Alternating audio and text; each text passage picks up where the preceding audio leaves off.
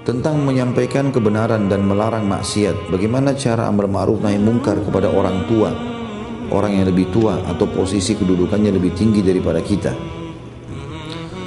Tentu saja Bapak Ibu sekalian, kita harus memang mempelajari tentang keadaan dan sifat orang ya. Kata Nabi SAW, rahimallahu mri'in khataban nas ala hasbi uqulihim. Semoga Allah merahmati seseorang ya, yang berbicara dengan orang lain sesuai dengan keadaan akalnya dia. Kita harus tahu bicara sama anak-anak bagaimana, bicara sama orang yang lebih muda bagaimana, bicara orang yang sebaya bagaimana, bicara dengan orang lebih tua bagaimana. Ya, kita harus memang tahu itu. Misal contoh, kita ambil misalnya laki-laki dan perempuan. Ibu-ibu kalau mau nasihatin suaminya, anak laki-lakinya, saudaranya atau ayahnya, dia harus tahu, ibu-ibu harus tahu, laki-laki itu punya sifat kepemimpinan. Iya, laki-laki itu punya sifat pemimpin, ibu-ibu sekalian. Saya kasih contoh begini, ibu kalau punya anak laki-laki, ibu bedain sama anak perempuan, caranya. Misal kalau anak laki-laki, tentu ini cuma sekedar untuk contoh saja ya. Kalau ibu mau siapkan makan kepada anak laki-lakinya, dengan ibu sedikit seperti mengganggu kepemimpinannya ya, kayak misalnya piring itu diginiin, silakan makan nak. Misal dia sedikit saja merasa dicoreng kepemimpinannya, kayak dihina, walaupun sebenarnya ibu tidak bermaksud ya, maka dia tidak makan nasi itu. Dia akan ambil sendok dibuang-buang sama dia. Itu karakter ya. Walaupun maaf ini bahasa saya, suaminya ibu orangnya pendek kah atau punya kekurangan apa ya, tetap punya kepemimpinan. Makanya disuruh keluar rumah izin. Dia memang begitu, sifat laki-laki ada, karakter laki-laki, dan sifat kepemimpinan tidak suka digurui ya, itu begitu. Lalu bagaimana saya nasihatin suami saya, Ustaz, anak laki-laki saya, bagaimana saya nasihatin orang tua saya? Jangan gurui, ibu pakai pertanyaan ya. Misal, bagaimana pendapat kamu kalau ada seperti ini ya. Ada teman saya begini, kira-kira seperti apa? Padahal sebenarnya kita bermaksud dia gitu kan. Ada teman saya itu suaminya, dia berkeluh kesah sama saya, mungkin memang ibu pas lagi, jangan direkayasa ya, betul apa adanya. Ada teman saya itu suaminya nggak sholat, dia tanya saya, gimana caranya saya nasihatin ya supaya dia bisa nasihatin suaminya. Padahal sebenarnya ibu sedang ingin nasihatin suami, mungkin suami kita masih kurang sholatnya.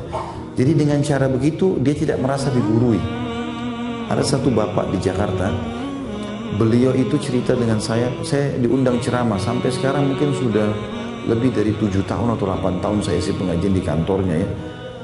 Memang karena sebulan sekali saja, itu sudah cukup lama. Itu dia cerita sama saya, dia bilang, Ustaz mungkin tidak kenal saya. Beliau kebetulan Masya Allah pejabat yang punya jabatan yang tinggi di pemerintahan kita. Dia bilang sama saya, mungkin Ustaz tidak kenal sama saya, tapi sebabnya saya undang Ustaz ini gara-gara istri saya, dia bilang. Istri saya sering hadir pengajian Ustaz dan selalu dengar tiap hari ceramah itu. Nah, salah satu yang dia lakukan istri saya, dia bilang, dia selalu kalau pulang ceramah dari Ustaz, dia cerita sama saya.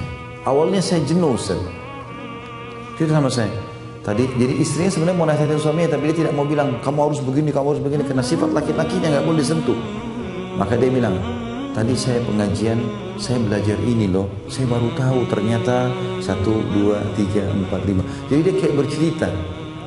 Suami ini pejabat, orang yang punya jabatan, punya harta, punya kelebihan fisik, nggak mau diguruin.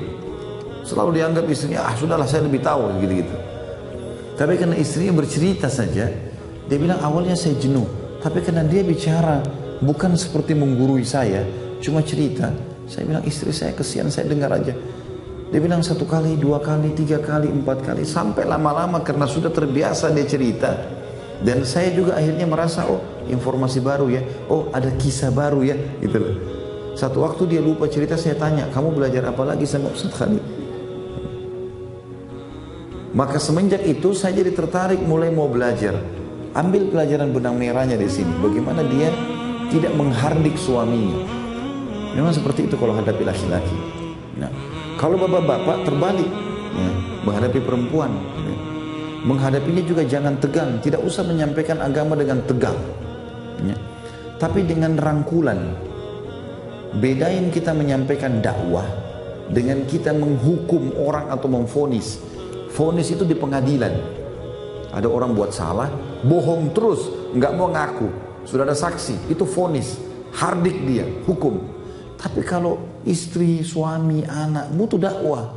Dakwah itu kelembutan. Kata Nabi SAW dalam hadis, basyiru wa la tunaffiru. Sampaikan berita gembira dan jangan buat orang lari. Gitu. Ya. Wa yassiru wa la tu'assiru. Mudahkan dan jangan persulit. Artinya rangkul. Apa susahnya sih kalau nasihat istri sambil istri suka dimanjain, sambil dipeluk, sambil diajak ngobrol apa ya. Di surga itu ada dua hal yang menonjol sering disebutkan. Bidadari, pelayan surga, dan perhiasan, emas, baju sutra. Apa kata ulama? Yang bidadari itu fokus untuk memotivasi laki-laki. Yang perhiasan motivasi perempuan. Kalau misal begini, Bapak paham bagaimana kita menghadapi lawan jenis ini ya.